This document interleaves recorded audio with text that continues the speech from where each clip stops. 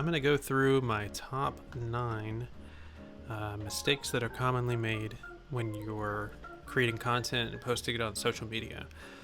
This is not limited to just any particular industry. I'm going to cover a variety of topics in these 9 that are going to include kind of what happens once you do create content and how to maximize your conversations, client acquisition, and customer acquisition as well through these practices. All right, so let's get started. Beginning with number 9, let's talk about poor web page experience. This is a big one. Number 9, poor web page experience. So web page experience is important. When someone sees your content, they click on an advertisement, maybe they click on a video, and they're going to go on to either an app or they're going to go on to a page from your site.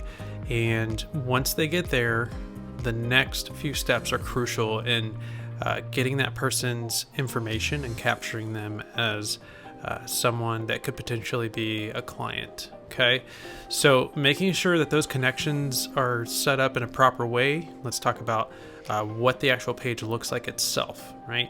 So we want to have a funnel that's set up, making some sort of offer. We want to have a very easy experience for our users so that they know where functional buttons are that are allowing them to see more or learn more information about your product or service that you're providing, right?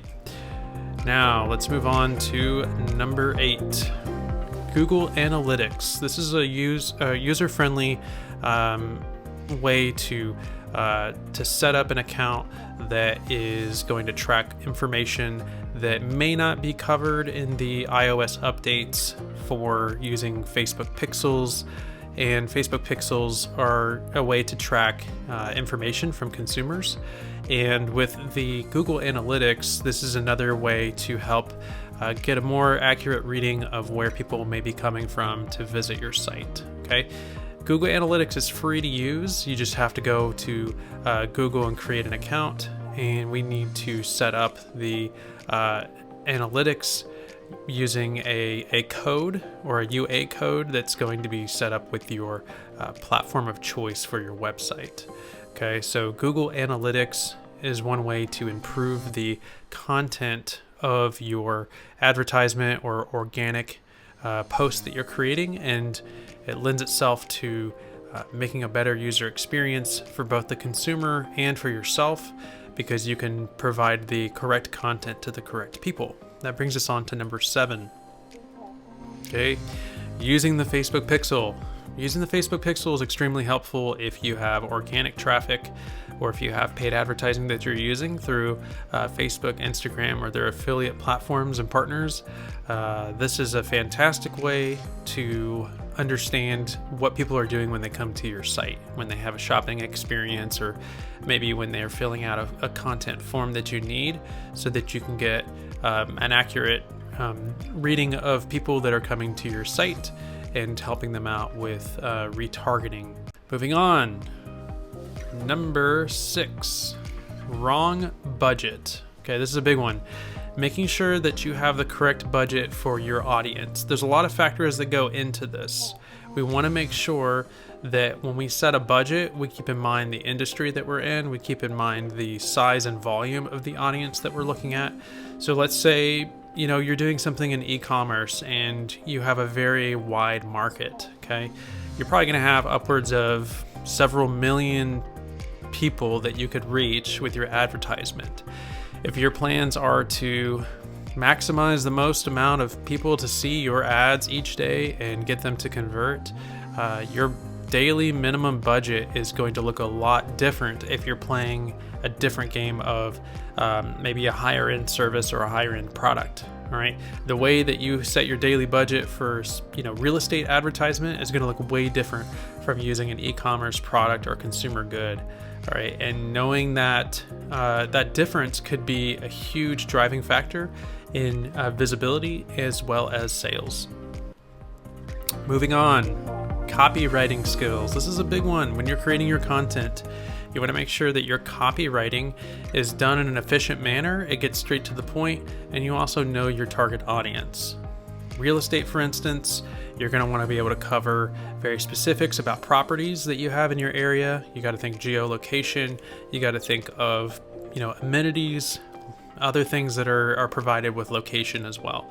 If you're doing e-commerce products, or you're doing like maybe memberships for a gym, or you're doing subscription services, copywriting can be very different. Maybe if you're selling a course on how to teach people to write their own blogs, or teaching people how to run their own business, copywriting may have to be more in depth. It might have to cover and share a success story. It might have to create a story brand of what it is that you offer. So it has to have enough to keep people's attention, to drive them to want to go to that web page experience that we talked about back with number 9. Okay, so copywriting is really important. A lot of that comes down to testing it out, right? Some short copy versus long form copy, and seeing how the metrics play out on that one. Moving along, the offer isn't good. All right, this is an easy one. If someone is not making purchases, you also have to look at what's the offer. People, when it comes to buying things, they're looking for deals. If they don't feel like they're getting a deal, then they're not going to be interested in what it is you have to offer, right? A lot of times people play around with this 10 or 15% off idea for putting in their email address. That may not be enough to cover it. Sorry, it's just not going to work. You're trying to build that customer confidence. You're building a long-term relationship with them. Trials go a long way. 7-day trial, 30-day trial, 50% off, 40% off, right? Anything to get them through the door and be able to create an offer that entices them, because the likelihood of them being upsold to something else that you have to offer is going to go up exponentially. So make sure that your offer is really good. All right, the content objective. Sometimes it is just the content itself. It's not good. So how do we get around that? Well, if you're creating content, you have to ask yourself, what are you providing in the content? Are you providing entertainment for someone? Is it something that gets people's attention, right? Maybe you're selling a course on how to write music, or you're a composer. You'll want to be able to showcase in your content a good snippet of maybe pieces you've written, or performers that are performing a piece that you've written, right? So that provides a sense of value in terms of entertainment, okay? Maybe humor, right? Maybe you're showing something funny. Maybe you're telling a funny story that happened. Maybe you're showing something funny that happened. Could be anything. So humor is a good way to create good content and get people engaged, so that they are more likely to click on a post, engage with it, go to a web page to open up an experience, right? The third form of this in terms of content objectives is going to be knowledge, right? Are you selling something that is worthy of learning for a skill set, right? Are you teaching something to someone? Are you helping someone by mentoring them?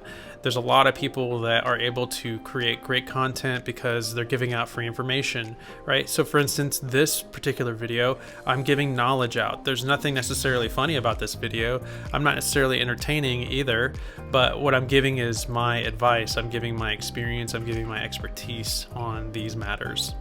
Moving right along, our audience size. Whenever we're creating our content, we have to keep our audience size in mind. If you're doing advertising for any of your products or services, you want to start with a broad audience, because the way that our Facebook Pixel Helper works and our Google Analytics works is that it's going to capture a lot of good information and weed out the people that are not necessarily a qualified client or customer for us. And therefore, we're able to then take those that are interested and create a good sample size, and then later retarget that group of people, so that we're optimizing the types of audience members that we want to attract to our business. Okay, and this is a big one. I would say this is probably the number one thing in my book is sometimes you just don't know the audience. You've got the wrong audience for what it is you're providing, your service, your product. It's important to do your own research, ask people, talk to experts, talk to people that work in your industry about the types of clients, or just be observant of the types of clients and customers that you're attracting. Keep note of the types of vehicles they drive, the type of clothes they wear, the places that they shop, maybe the areas or locations that they visit a lot or that they live in. All of that stuff is important information, so that it can help you when you're creating content to serve the right purpose, serve the right content to the right people, and therefore creating a good audience for yourself. So those are my 9 mistakes when it comes to creating good content for people, and how to set up both the front end of seeing the advertisement all the way to the back end and making sure that the nuts and bolts are working together so that you can have more conversations with qualified clients and customers every month.